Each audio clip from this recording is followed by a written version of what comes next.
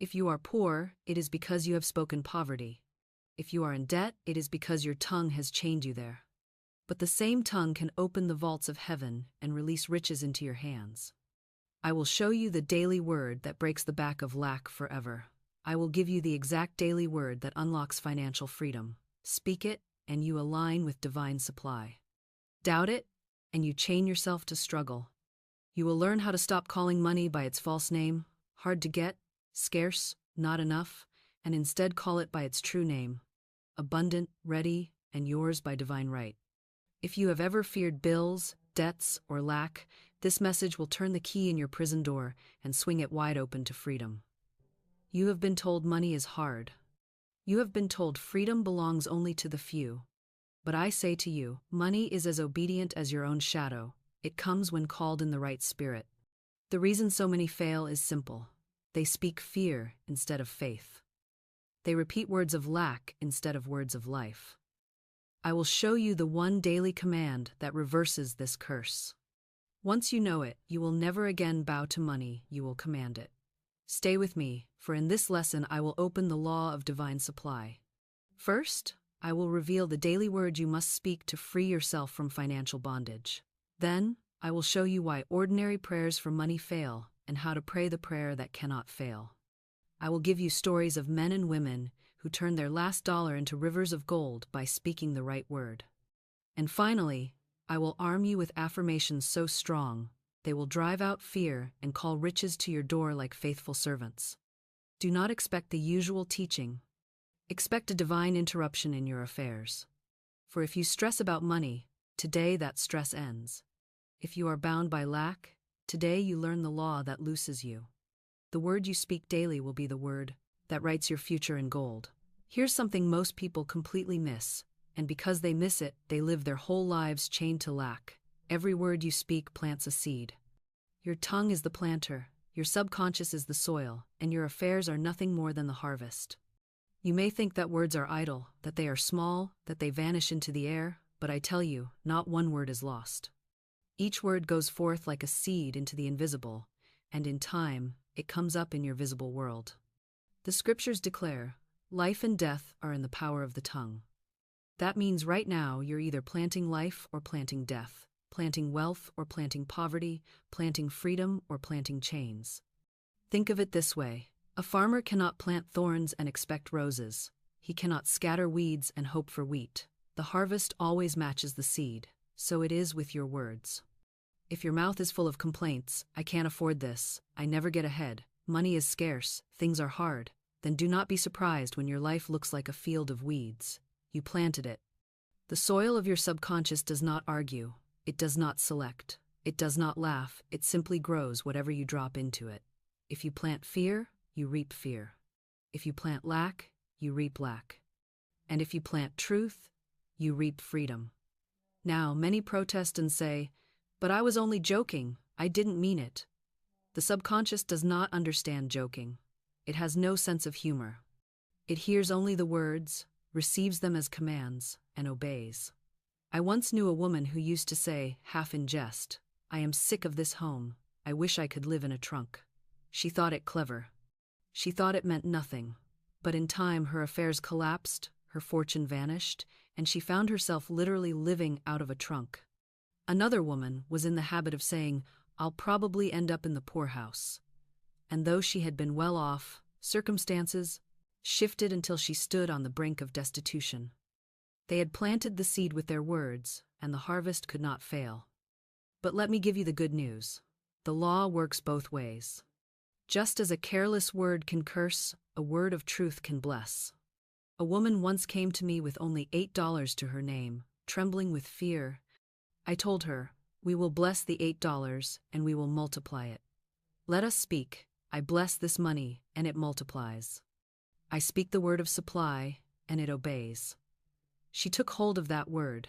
She spoke blessing over what little she had, instead of cursing it. Within days, she was linked to an old friend who opened to her a stream of abundance, and thousands came into her hands. She said to me afterwards, tell people about the woman who had $8 and a hunch. I do, because it proves this law unfailingly. So I ask you, what seeds are you planting today? Every word you say over your money, over your health, over your work, over your family, is a seed in the soil. Are you planting weeds or wheat, poverty or plenty, chains or freedom? If you want a harvest of wealth, you must plant words of wealth. If you want a harvest of peace, you must plant words of peace. Stop scattering weeds of fear and start sowing seeds of truth. Your word is your wand. Use it with intention, and you will reap a harvest of abundance. And this is only the beginning. For once you understand that words are seeds, the next step is even more startling. The subconscious has no humor. It records every word as law, and that is where most people lose their fortune without knowing it. What I am about to tell you may sound almost unbelievable, yet it is one of the most important truths you must grasp if you desire freedom. Your subconscious has no sense of humor. It does not laugh, it does not wink, it does not say, "Oh, she didn't mean that." No, it takes every word as a command and begins at once to bring it to pass. This is why careless speech is so dangerous, and why thoughtless jokes about poverty, sickness, or failure often end up written into the very fabric of one's life. People laugh and say, "I'll end up broke, I'll probably get sick, nothing good ever happens to me." And then when those very things appear, they wonder why. The reason is simple. The subconscious does not laugh with them. It hears, it records, and it obeys. I knew a woman who often said she was sick and tired of her home. It was her favorite expression. "I am sick and tired of this place," she would declare, laughing, as though her words carried no weight. But the subconscious heard her. It took those words as law. In time, her circumstances collapsed until she had no home at all, and she found herself literally living out of a trunk. What she had sown in jest, she reaped in reality. Another woman, well provided for, took to saying that she was getting ready for the poorhouse. She repeated it so often, with a smile and a shake of the head, that it became her constant refrain. Soon her fortune dwindled, opportunities slipped away, and she stood on the very threshold of poverty. The subconscious did not laugh at her joke. It obeyed it. So I tell you now, never joke about lack, never jest about sickness, never use careless words that paint pictures of loss or bondage. For the law is exact, and every word goes forth to accomplish what it declares. If you say, "I'm broke," the subconscious sets to work to keep you there. If you say, "Money never comes my way," the subconscious makes certain it avoids you. If you say, "I am always unlucky," the subconscious makes sure that even good fortune slips through your fingers. What the subconscious hears, it produces. And yet, just as a careless word can bind you, a deliberate word of truth can free you. The woman with $8 blessed her money instead of cursing it, and the subconscious, hearing the blessing, produced a harvest of thousands. Another student of mine spoke daily, "God is my unfailing supply, and I have the magic purse of the Spirit, it can never be depleted." She affirmed this, though her purse held only a few coins. Soon gifts and unexpected checks began to pour in, and her purse was filled to overflowing. Why? Because the subconscious cannot argue. It cannot say, "That is impossible." It must obey.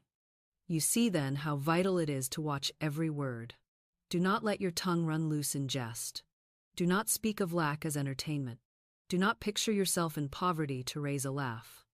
Those laughs may cost you dearly. Instead, fill your mouth with blessing. Let your jokes be about abundance, your casual speech be about freedom, your daily declarations be about wealth, health, and joy. The subconscious will obey those words as surely as it obeys the words of lack. So I ask you, what words are you tossing away each day, thinking they are harmless? What jokes are you planting in the soil of your life? Look carefully, for you may be cursing yourself without even knowing it, but today you can turn it. You can choose to speak only words that bless, words that prosper, words that heal, and when you do, you will find the subconscious faithfully bringing those words to pass, and your life becoming a field rich with the harvest of your deliberate speech. And now that you understand how the subconscious obeys every word, whether spoken in earnest or in jest, you are ready to see how curses can be broken and blessings multiplied. For the same law that produces lack can also produce plenty when used aright. Let me show you how. Here is what changes everything. The same mouth that has cursed you can bless you. The same tongue that has chained you to lack can set you free. The same words that planted poverty can now plant abundance. and the harvest does not delay, for the law is swift when the word is spoken in faith. People often lament the careless words they have sown in the past, saying, "Have I doomed myself? Have I locked myself out of my good forever?" I tell you, no. The moment you turn your tongue from curse to blessing, the moment you replace words of fear with words of truth, the moment you speak not as a beggar but as a child of God commanding your inheritance, in that moment, the tide begins to turn. You are never more than one declaration away from the breaking of a curse and the opening of a blessing. I recall a woman who came to me with only $8. She was trembling, fearful, nearly undone by her circumstances. In the past, she had cursed her money. She had looked at it with contempt, saying, "This is not enough, this is useless, I will never get ahead." And the law obeyed, keeping her always in want. But when she came to me, I said, "We will bless the $8 and we will multiply it." Say with me, "I bless this money and it multiplies." I speak the word of supply and it obeys. She obeyed. She looked at those small bills not with contempt but with reverence. She spoke blessing over them. And within days, doors opened, connections were made, and thousands rushed to her. She said afterwards, "Tell everyone about the woman who had $8 and a hunch," and so I do, because it proves this law unfailingly. The curse was broken, the blessing was released, and her life turned. Another student of mine had long been in the habit of saying, "Money slips through my fingers, I never hold on to it." She thought she was merely describing her condition, but in fact she was creating it. I told her, "Turn that curse into a blessing. Speak instead, 'Money sticks to me. Money stays with me. Money serves me faithfully, and I use it wisely.'" She began to speak it. She felt foolish at first, for her purse was often empty. But the subconscious obeyed. Opportunities came, investments held, gifts arrived, and soon she marveled. "It is as if money has become my servant." Indeed it had, for she had loosed it from the curse of her own tongue. I want you to see how simple this island. If you have been cursing yourself, stop it now. Do not say, "I can't afford."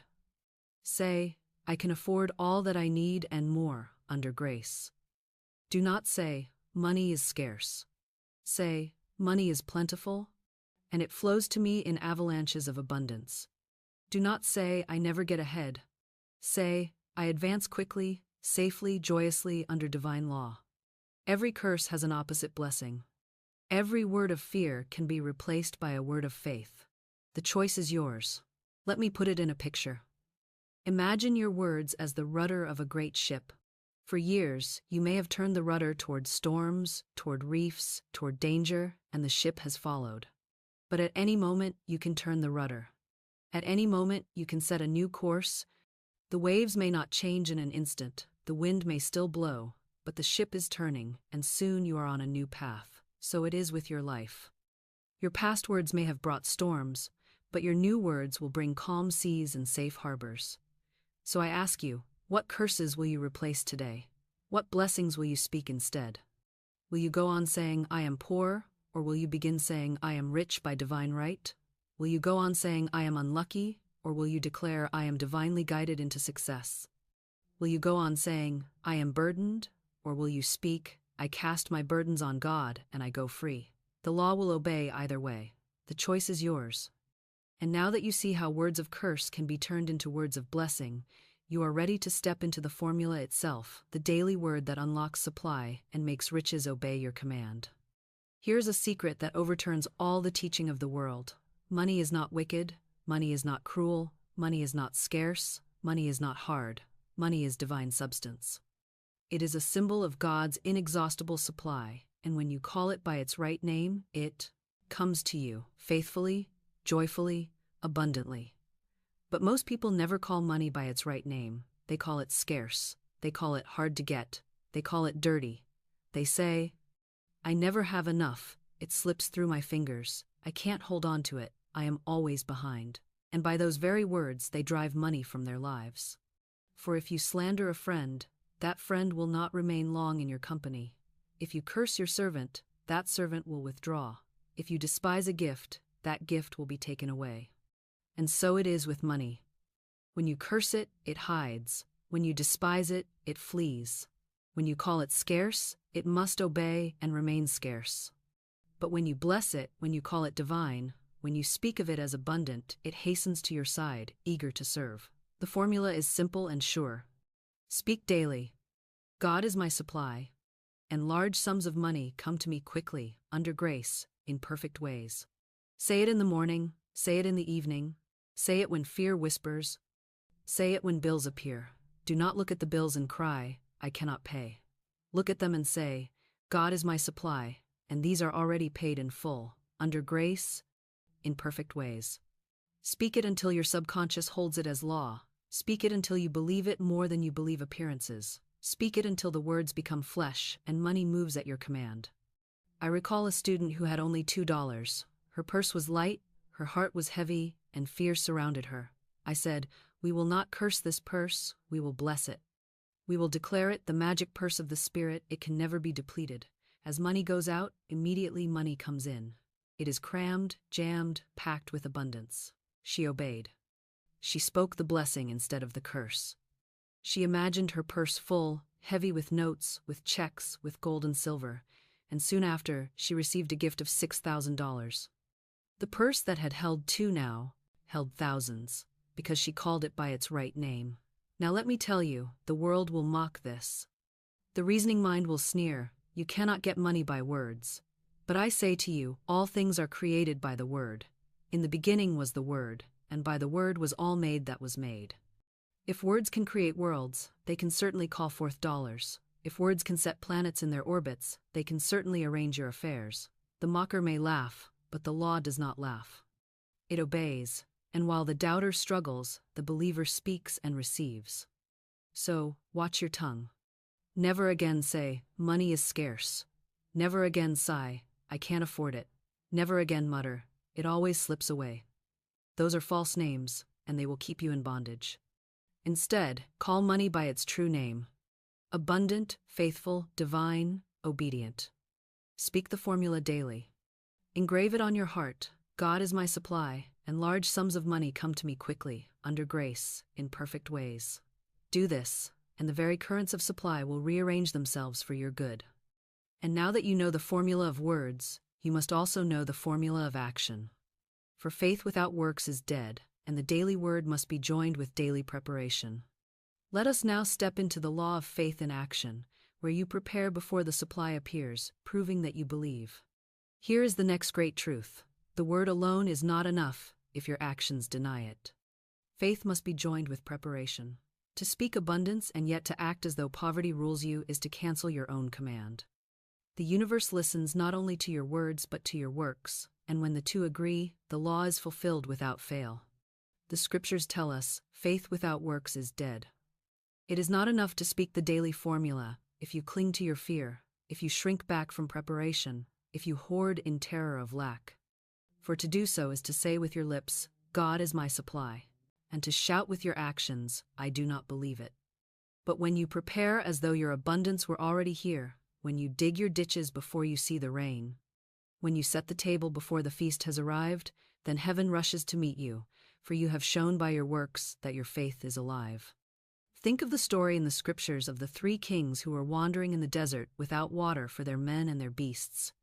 They cried out in despair, and the prophet Elisha gave them a command that must have seemed absurd. Ye shall not see wind, neither shall ye see rain, yet make this valley full of ditches. Imagine their reasoning minds protesting. Why dig ditches in a dry desert when no rain is in sight? But they obeyed. They dug the ditches, and in the morning the valley was filled with water, though no cloud had appeared. They had acted their faith, and their faith was rewarded. This is the law. Prepare for the blessing even when not a trace of it appears. Prepare for the harvest when the field looks barren. Prepare for the supply when the purse feels empty. Your preparation is your proof, and God honors proof. I recall a woman in New York who was searching for an apartment at a time when apartments were impossible to find. Her friends pitied her, saying, "You will never get one. Store your furniture, give up your search, live in a hotel." But she knew the law of preparation. She affirmed, "Infinite Spirit, open the way for my right apartment." Then she felt a prompting to buy new blankets, though she had no apartment to use them in. For a moment she faltered. Why buy blankets when I may have no place to lay them? But then she remembered. Faith prepares. She bought the blankets. And soon, though 200 had applied, she was given a beautiful apartment as though it had been waiting for her all along. Her blankets were her ditches, her proof of faith. Another man longed for a trip abroad, but he had no money. He took the statement, "I give thanks for my divinely designed trip, divinely financed, under grace, in perfect ways." But he did not stop there. He went and bought a trunk, a bright trunk with a red band around it. Each time he looked at it, he felt himself already on the ship. He imagined the sea air, the sound of the gulls, the creak of the gangplank. That trunk was his preparation, his ditch dug in faith. Soon after, the money came, and the trip was his in every detail. So I tell you, never speak faith while acting fear. Never say, "God is my supply," while hoarding every coin in terror. Never affirm abundance while refusing to buy the blankets, the trunk, the token of your belief. For faith must walk as well as talk. The law demands agreement between word and act. I ask you now, what can you do today to prove your faith? What small action can you take that says, "I believe my abundance is already here"? Perhaps it is to bless your bills instead of cursing them, to prepare your home for the prosperity you expect, to dress as though wealth already surrounds you, to give a gift when fear tells you to withhold. Whatever it is, do it with joy. For each act is a ditch dug, each preparation a token of faith. And as surely as the ditch is filled with water, your preparations will call supply into form. So remember this law. Speak the word and then prepare. Bless your money and then act as though more is on the way. Declare your good and then make room for it. For the man who digs his ditches in the desert will always find the valley full in the morning. And now that you see how faith must be joined with works, you must also see why so many fail to prosper even after speaking the word. It is because fear still haunts them. So let us now tear down the shadow of fear and doubt, for only then will the word of supply stand firm. Now here is a truth most people never see, and because they do not see it, they remain enslaved. Fear is nothing but faith turned upside down. Fear is faith in evil. Fear is faith that the wrong thing will happen, that lack will appear, that sickness will take hold, that loss is waiting at the door. It is faith misplaced, faith misdirected, faith poisoned. And the law knows no difference, faith in good or faith in evil, the subconscious obeys either. Fear is a prayer to the wrong God, and like all prayer, it is answered. This is why Jesus, finding his disciples terrified in the storm, asked them, "Why are ye fearful, O ye of little faith?" He knew fear and faith cannot dwell together, one must displace the other. If fear rules, faith is gone. If faith rules, fear is cast out. So the question before you in every hour is simple. Which master will you serve, faith in God or faith in evil? I recall a man who became obsessed with a certain rare disease. He read about it, he imagined it, he studied the symptoms until he knew them by heart. He feared it so much that he saw it everywhere. His reasoning mind told him it was unlikely, but his subconscious obeyed the stronger seed, fear. His body, faithful servant of the subconscious, manifested the very disease he dreaded, and it carried him off. That is the terrible power of fear. It paints a picture, the subconscious records it, and the body and circumstances obey. As Job said, "The thing I greatly feared has come upon me." You may not fear disease, but how many fear bills? How many fear debt, fear unemployment, fear loss? They rehearse it day and night. What if I can't pay? What if I lose my job? What if I go under? And the law says, "As thou hast spoken, so shall it be." Fear is answered as faithfully as faith, for the soil does not question the seed, it only brings it forth. The subconscious does not judge between prayers to God and prayers to evil. It brings to pass the strongest image you plant, whether of lack or abundance, sickness or health, failure or success. But I tell you today, you are not a slave to fear unless you choose to be. The antidote is always at hand, the spoken word of truth. When fear rises, do not argue with it, do not wrestle with it, do not bow before it. Speak against it with authority. Say, "I will fear no evil, for thou art with me." Say it aloud, say it boldly, say it until the vibration of it shakes fear loose from its roots. Say it until the presence of God within you grows stronger than any shadow around you. Fear cannot stand against a steady declaration of truth. It melts like mist before the Sunday. And let me warn you, the fear of fear is as dangerous as fear itself.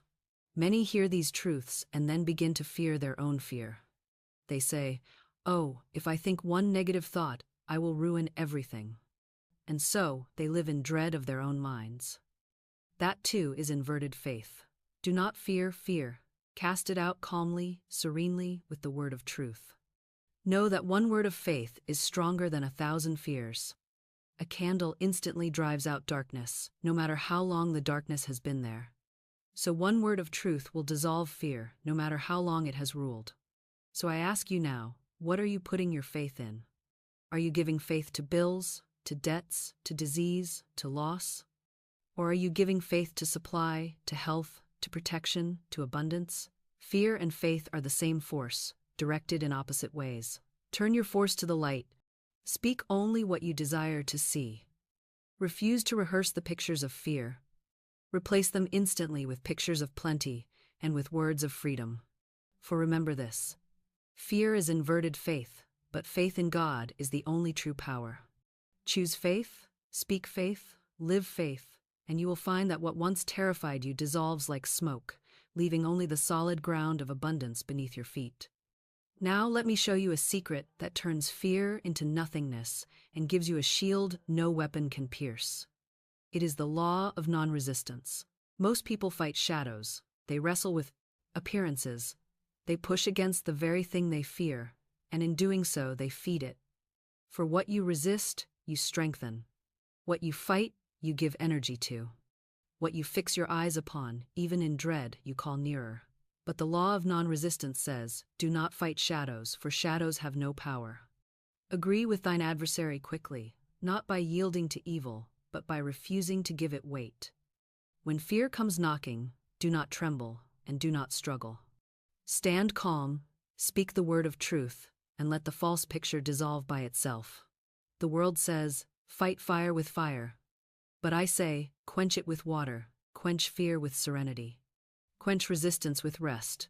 Quench every storm with the stillness of faith. Think of the hours men and women waste in worry. Worry is nothing but wasted imagination. It is painting picture after picture of disaster, then bowing down to those pictures as though they were gods. Worry feeds fear, and fear feeds failure.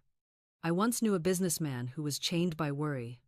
Every new venture, every transaction, every rumor filled him with dread.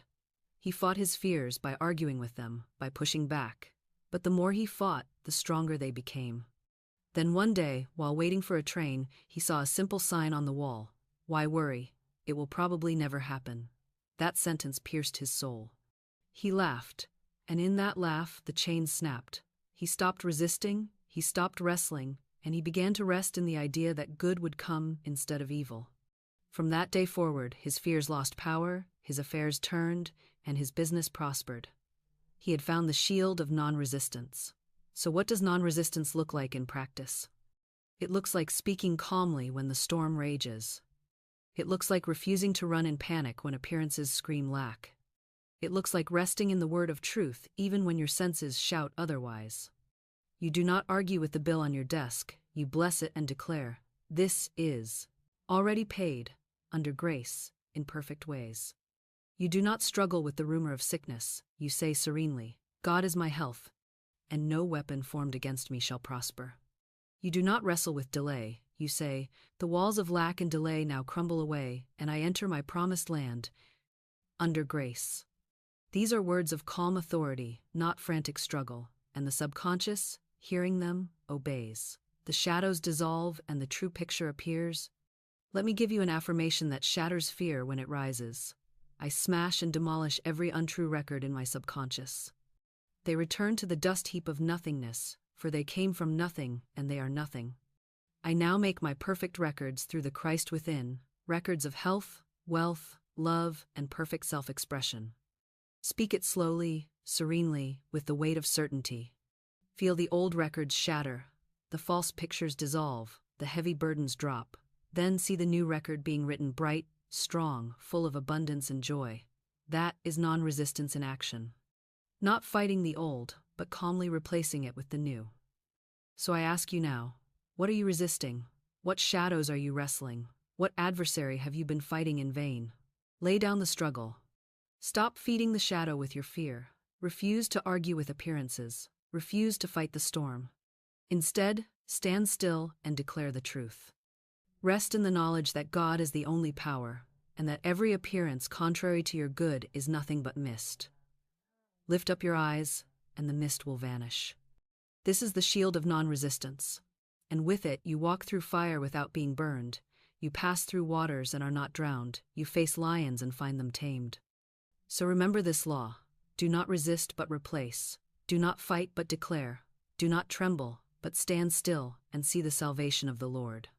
When you do, fear dissolves like smoke, and faith shines bright, leading you straight into the abundance that has been waiting for you all along. Now, let me tell you of the greatest guide you will ever have, the unfailing compass that never errs, the inner light that shines even when the path outside is dark. It is intuition, the voice of God within. I call it God's wireless, for it speaks without words, without noise, without visible signal, yet it carries the full power of divine intelligence into your mind and affairs. Most people miss it because they are so busy listening to the loud clamor of fear, of reasoning, of other people's opinions, that they cannot hear the still small voice speaking softly but surely within. Yet this is the very voice that leads you into abundance, that warns you of danger, that points you toward your fortune. The daily word you speak clears the channel so you can hear it. When you declare truth, when you bless instead of curse, when you speak abundance instead of lack, your mind grows still, the fog of fear lifts, and suddenly that voice is clear, unmistakable, undeniable. And if you obey it, it never fails. I remember saying to one of my students, never violate a hunch, for a hunch is often the first whisper of intuition. A woman once came to me with only $8. She was fearful, discouraged, uncertain what to do.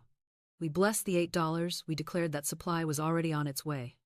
Then I asked her, have you a hunch to do anything? She said, only that I should go home, though it seems foolish to spend what little I have on the car fare. I told her, obey your hunch, for the inner voice will not lead you astray. She went home, and there she was, led to meet an old family friend who opened a door of blessing to her, and thousands came into her hands. She said afterward, tell everyone about the woman who had $8 and a hunch, and so I do, for it shows that intuition, when obeyed, leads directly into supply. Now you may ask, but how do I know it is intuition and not just my imagination or my fear? I will tell you. Fear speaks with agitation, with confusion, with unrest. Intuition speaks with calm, with assurance, with simplicity. Fear pushes, intuition leads. Fear demands, intuition suggests. Fear shouts, intuition whispers. And always, intuition brings peace, even before it brings results. When you follow it, you feel steady, you feel guided, you feel as though an invisible hand is steering you. That is how you know. Let me give you another example. A student of mine once longed for work, yet every door seemed closed. She declared the word, I have a perfect work in a perfect way. I give perfect service for perfect pay. Soon after, she felt a hunch to go to a certain office, though she had no appointment, no reason, and no assurance. She obeyed. There she met the very person who offered her the position she had been seeking. Reason would have said, don't go, you'll be wasting your time. Fear would have said, you'll be turned away. But intuition whispered, go, and she followed, and her supply appeared. So I ask you, how many times have you silenced that whisper?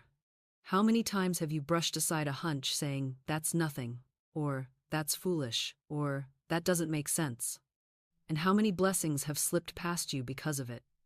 The truth is this: obedience to intuition is obedience to God. Disobedience is shutting the door to your good. Each time you obey, the voice grows clearer.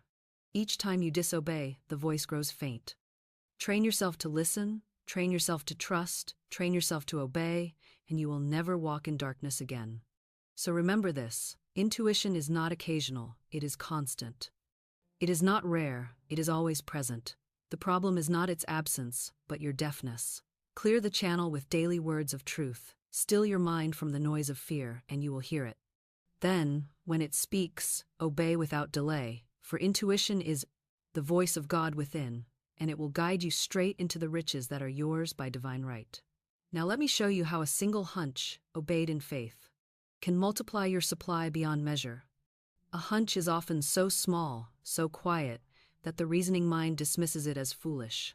But to intuition, that whisper is a divine command, and when you obey it, the floodgates of supply swing wide. The daily word you speak clears the static so that the message of God may come through, and when it comes, you must act. You must not wait, you must not reason, you must not ask 10 people for their opinions.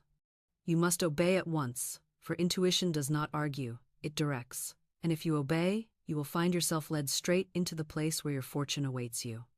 I recall once more the woman who came to me with only $8. She was weary, discouraged, and trembling with fear. $8 seemed like nothing to her. She thought she was at the end of her road. But I said to her, "We will bless this money, and it will multiply. Let us declare, God is my supply, and great avalanches of abundance now come to me, under grace, in perfect ways." Then I asked her, "Have you a hunch to do anything?" She hesitated.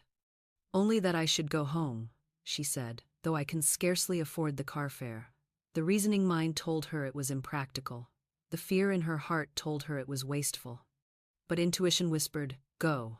And I told her, "Never violate a hunch. That whisper is the voice of God." She obeyed. She went home, and there she met an old friend who had long been seeking her. Through that meeting, doors opened, and thousands flowed into her hands. The $8 she thought was her end became the seed of her new beginning because she blessed it and obeyed her hunch. This is the law. Obedience to intuition multiplies supply. The reasoning mind says, "It makes no sense." Fear says, "It is risky." Doubt says, "It will not work." But intuition is never mistaken. It may not explain itself. It may not show you the whole picture at once. But when you follow step by step, you arrive exactly where you are meant to be, and your good is waiting there. Sometimes the hunch is to call someone. Sometimes it is to walk into a certain store. Sometimes it is to change direction altogether. To the outside eye, it may look like chance, like coincidence, but it is divine law in operation. There are no accidents in the life guided by intuition. I tell you this, more fortunes have been missed through disobedience to intuition than through any lack of opportunity. Many say, "I had a feeling I should have done this, or gone there, or called that person, but I brushed it aside." Later they discover that the very act they neglected was the key to their good. Do not let that be your story. Train yourself to listen, and then obey without delay. The door will open, the supply will appear, the blessing will flow, if only you will follow the whisper. So I ask you now, what hunch has been tugging at you? What quiet whisper have you been ignoring? What small nudge keeps returning, even though reason tells you to dismiss it? Do not silence it. Do not doubt it. Do not say, "It is nothing." That whisper may be the very key to your abundance. Bless it, obey it, and you will find it multiplying your supply just as surely as the woman with $8 found her fortune. This is why I say again and again, never violate a hunch. For intuition is the voice of God within you, and its sole purpose is to lead you into the riches and freedom that are yours by divine right. Now let me reveal to you another side of intuition, one that few understand and fewer obey, yet it is the very key that keeps the river of supply ever flowing. It is the prompting to give. The law is eternal and unfailing. Give, and it shall be given unto you.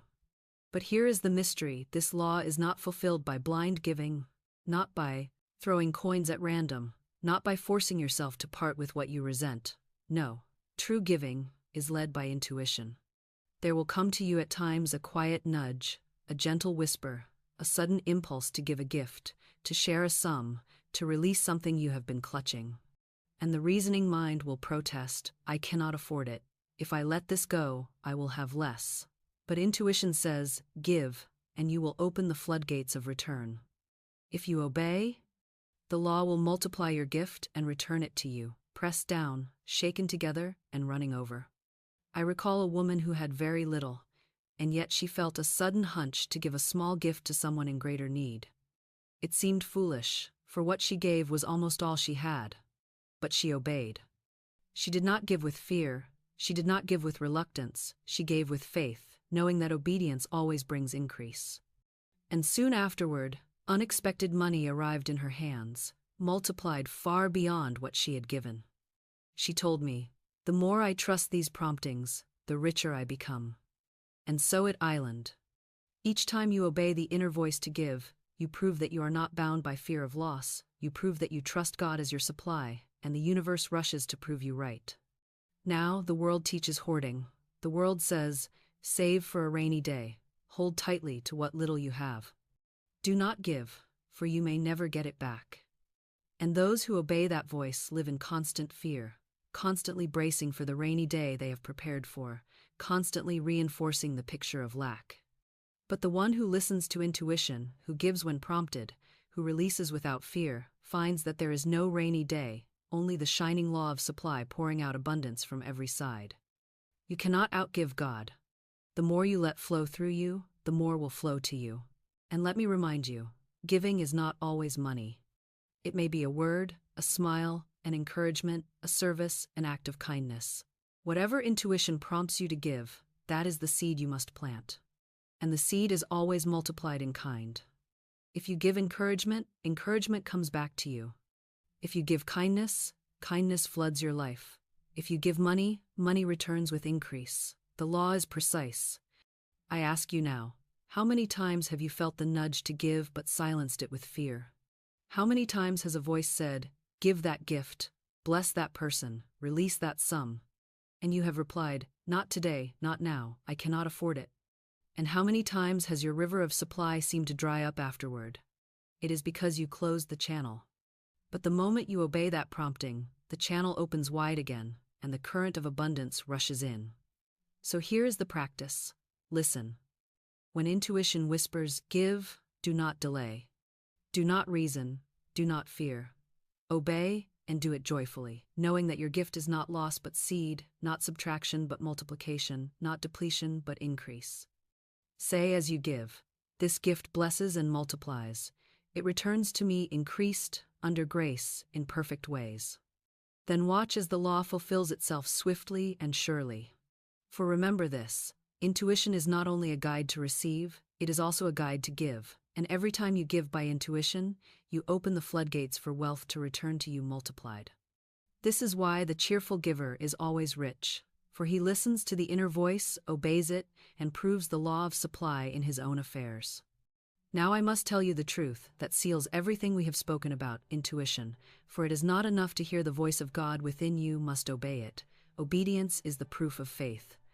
Many hear the whisper, they feel the nudge, they sense the hunch, but then they reason it away, they delay, they say, perhaps later, perhaps tomorrow.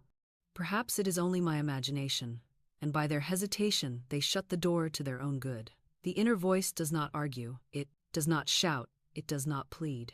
It speaks once, clearly, calmly, and if you will not obey, it grows quiet. But to the one who obeys, even in the small things, the voice grows stronger, clearer, louder, until it becomes a sure and steady guide that never fails. The difference between the one who prospers and the one who remains in lack is often nothing more than this. One obeyed, the other hesitated. I recall a man who came to me longing for a new direction in life. He had prayed, he had spoken affirmations, but nothing seemed to change. Then one day he felt a strong hunch to walk into a certain building. It made no sense to him. He had no appointment there, no business, no reason to go. But the impulse was strong, and he remembered what I had said, never violate a hunch, so he obeyed. Inside, he met an old acquaintance he had not seen in years. That man, delighted to see him, offered him a position far better than he had dared to imagine, and it became the very gateway to his prosperity. He said to me afterward, if I had reasoned it away, I would still be wandering in circles, but because I obeyed, my life turned in an instant. Another woman told me she had always dismissed her inner voice. She said, it cannot be God, it is only my imagination. So she ignored it, and time after time she found herself in difficulty. But when she began to trust it, when she began to obey the promptings without hesitation, she saw miracles.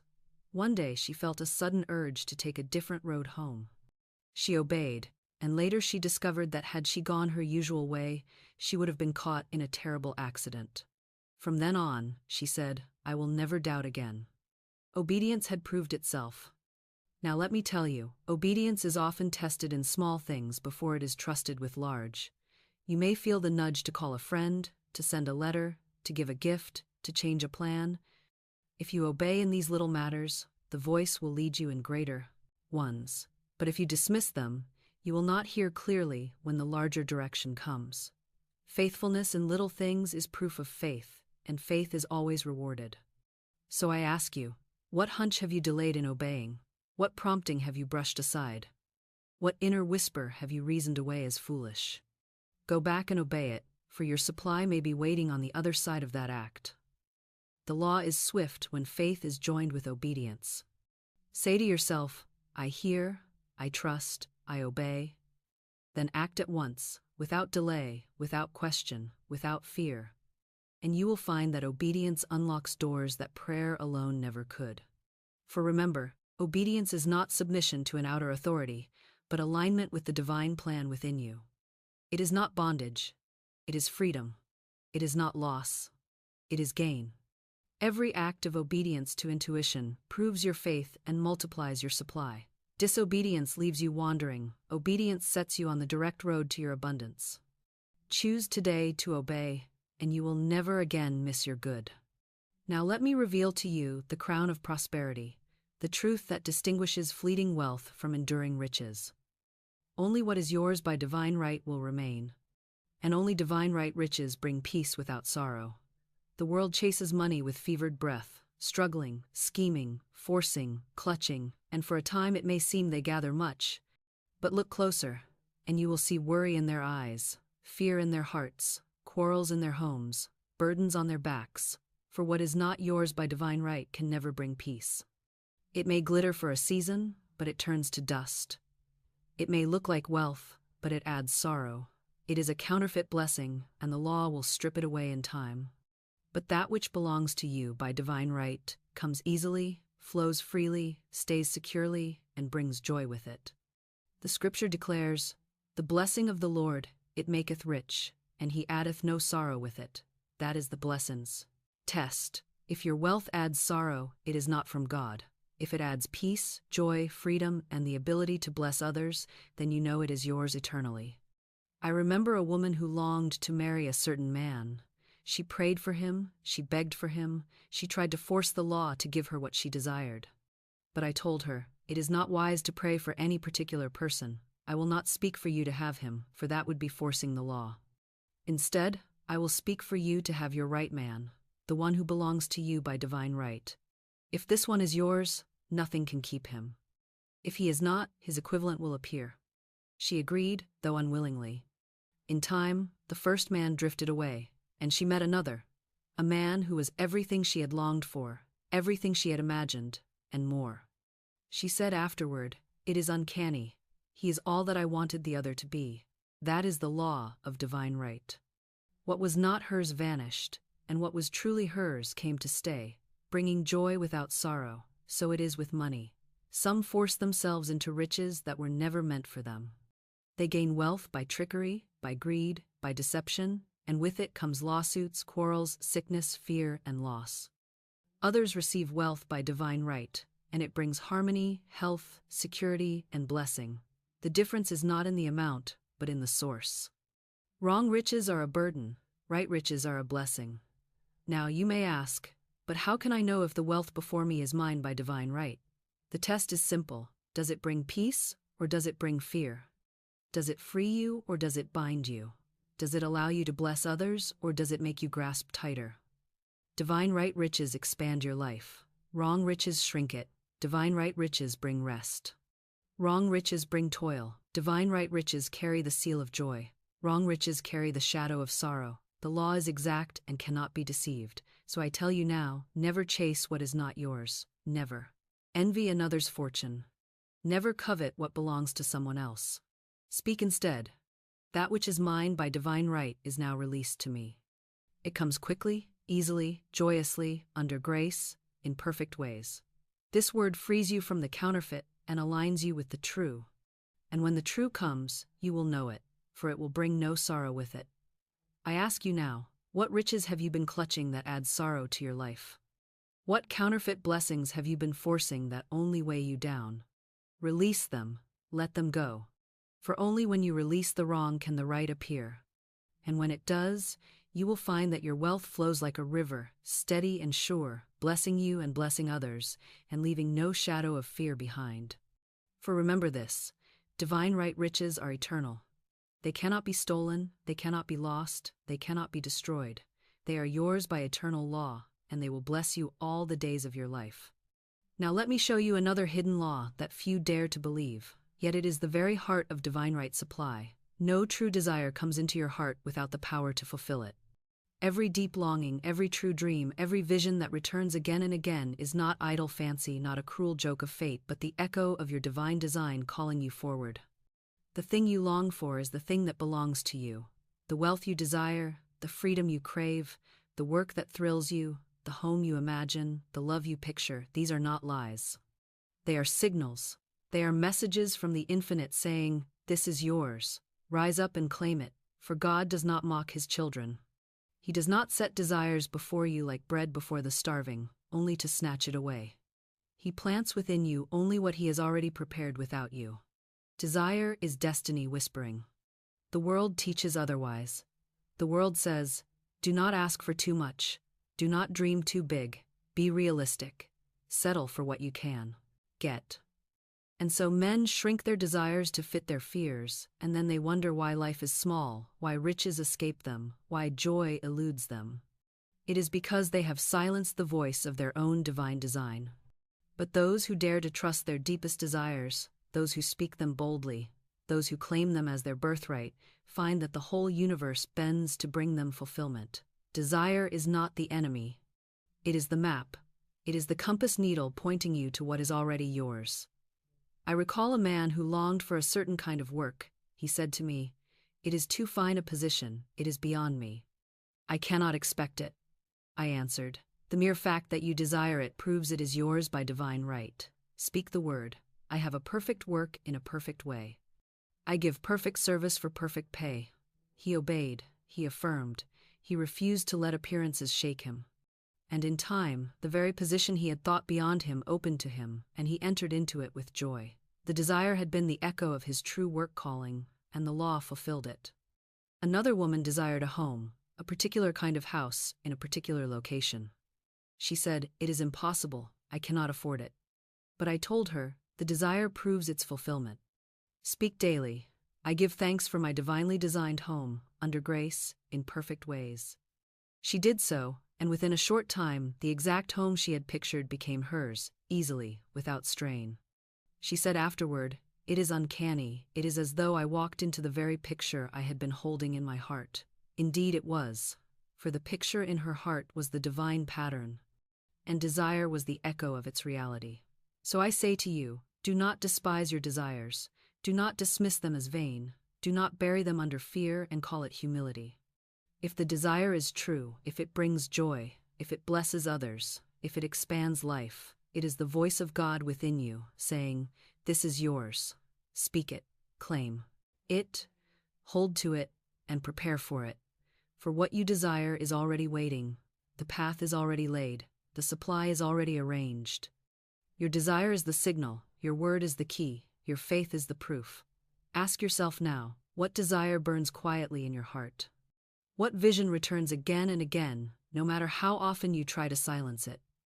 What dream refuses to die? That is your divine right calling. Do not dismiss it, do not fear it, do not reason it away. Claim it, speak it, bless it, and watch as the law fulfills it in perfect ways. For remember this, desire is never vain, it is the echo of your divine design. And when you honor it, when you speak for it, when you prepare for it, the law of supply unfailingly brings it into form.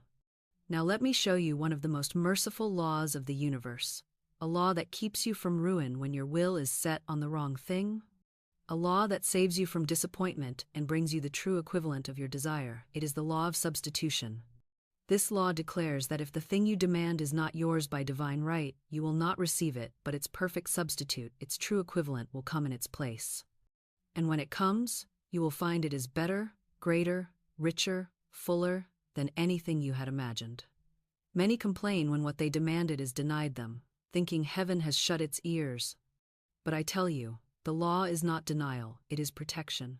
God never withholds from you, He substitutes, He saves you from the counterfeit to give you the true. I recall a woman who longed for a certain man. She prayed for him, pleaded for him, tried to fasten him to her life. She came to me saying, I must have him. Speak the word that he be mine. I said, no, I will not speak against divine law. If he is yours by right, nothing can keep him. If he is not, you would not be happy with him, for he belongs to another. Instead, we will speak for your right man, the man who is divinely selected for you. If it is this one, he will return. If it is not, his equivalent will appear. She agreed, though with reluctance. In time, the first man vanished from her life, and another appeared, a man who spoke every word she had longed to hear, who treated her with the tenderness she had dreamed of, who was in every way the perfect fulfillment of her desire. She said, it is uncanny. He is all that I wanted the other to be, and more. That was the law of substitution. The counterfeit dissolved, the true equivalent appeared, and her joy was complete. So it is, with money, with work, with homes, with every desire. You may fix your heart on a certain position, a certain business deal, a certain investment, and for a time it seems you must have it or you will perish. You pray, you affirm, you declare, but still it slips away. Do not despair, do not curse the law, do not cry, why was I denied? Instead, say, this or something better, under grace, in perfect ways. For the law of substitution is at work, removing the wrong to make room for the right. And when the right comes, you will look back and give thanks you were spared the counterfeit. Another student of mine longed for a position. She declared, I have a perfect work in a perfect way. I give perfect service for perfect pay. She applied for a certain job and was denied. She wept, thinking all was lost. But soon another door opened, and she was given a position far better than the one she had demanded. Greater pay, greater joy, greater freedom. She said to me afterward, if I had been given the first, I would have been trapped. Now I see the law spared me and gave me better. That is substitution. So I ask you, what are you clinging to today that is not truly yours? What desire are you trying to force? What door are you trying to break open? What relationship, what possession, what opportunity are you calling mine, though heaven whispers not so? Release it. Trust the law. Declare daily, that which is mine by divine right is now released to me. If this is not it, its perfect equivalent now appears. Then stand still and see the salvation of the Lord. For the law of substitution never fails. It saves you from sorrow, it spares you from loss, it keeps you from counterfeit blessings, and it delivers to you the true riches that belong to you eternally. Obey it, trust it, bless it, and you will walk in a life where nothing is denied but only replaced with something better. Now let me bring this truth into the realm of your daily labor, your service, and your pay. For many lie bound in toil, working at tasks that drain them, serving in places that choke them, paid wages that insult them. They say, I must take what I can get, I must hold on to what little I have, I cannot hope for more. And so they remain prisoners of fear, and their lives are marked by endless struggle. But I tell you, just as there are divine right riches, there is also divine right work. There is a place prepared for you, where your gift is valued, your service is blessed, your labor is joyous, and your pay is perfect. You are not called to grind like a slave in bondage. You are called to give perfect service for perfect pay in a perfect way. That is your divine right. And when you speak for it, the law will open the door and lead you there. I taught my students to declare daily, I have a perfect work in a perfect way. I give perfect service for perfect pay. These words, spoken with faith, have lifted countless men and women out of bondage into freedom. A woman once came to me, weary and bitter. She had been working for years at a job that drained her strength and paid her little. She said, I cannot leave, for I have nothing else. I told her, begin to speak the word. Bless where you are, but call forth your right work. Say it daily. I have a perfect work in a perfect way. I give perfect service for perfect pay. She obeyed. And in a short time, a door opened. She was offered a new position in a place that delighted her, with pay far greater than she had imagined. She said to me, It is uncanny, it feels as though this place was waiting for me. Indeed it was, for her word had prepared it. Another student, a man, had been unemployed for months. He had sent out applications, begged for interviews, tried to push doors open, but all remained shut. He came to me discouraged. I told him, "Stop begging, stop knocking at locked doors. Speak the word. I have a perfect work in a perfect way. I give perfect service for perfect pay. Then prepare for it as though it were already yours." He began to declare it faithfully. He bought new tools for his trade, though he had no work yet. He cleaned and pressed his clothes, though he had no office to wear them to. He dug his ditches in faith. And soon a position was offered to him, one that matched his skill, his joy, and his need. The pay was more than he had earned before, and the work lifted him into new freedom. He said afterward, "All my striving failed, but one word of truth opened the door. So I tell you, never again say, 'I must work here, though I hate it. I must endure, though I am underpaid. I must grind, though I am weary.' Those are lies, and lies bind. Speak instead, 'I have a perfect work in a perfect way. I give perfect service for perfect pay.' Do not picture yourself stuck in bondage. Picture yourself rising into freedom. Do not curse your present place. Bless it as a stepping stone to your greater good. For when you bless, you multiply. And when you call forth your right work, the law cannot fail to deliver. I ask you, what would it feel like to rise in the morning eager for the day's work, knowing that your service was valued, your gifts were recognized, your pay was abundant, your labor was joyous? That is not a dream, it is your divine right. The moment you claim it, the law begins to arrange it. And if you will not block to it with fear or doubt, you will walk straight into it. So remember this word. Write it on your heart. Speak it daily. Live in the vibration of it. I have a perfect work in a perfect way. I give perfect service for perfect pay. Say it until your subconscious engraves it. Say it until your affairs reflect it. Say it until your bondage dissolves and your freedom appears. For just as surely as wrong riches add sorrow, divine right work brings joy, and perfect pay flows like a river to the one who dares to claim it. And now we come to the end of this lesson, yet I tell you, it is not an end but a beginning, for the word you have heard today is not a passing sound, it is a seed, and it has already entered the soil of your subconscious. If you will water it with repetition, if you will guard it with faith, if you will prepare for it with action, the harvest will come swiftly and your life will be transformed. Think of what has been revealed. You have seen that your words are not idle, but law.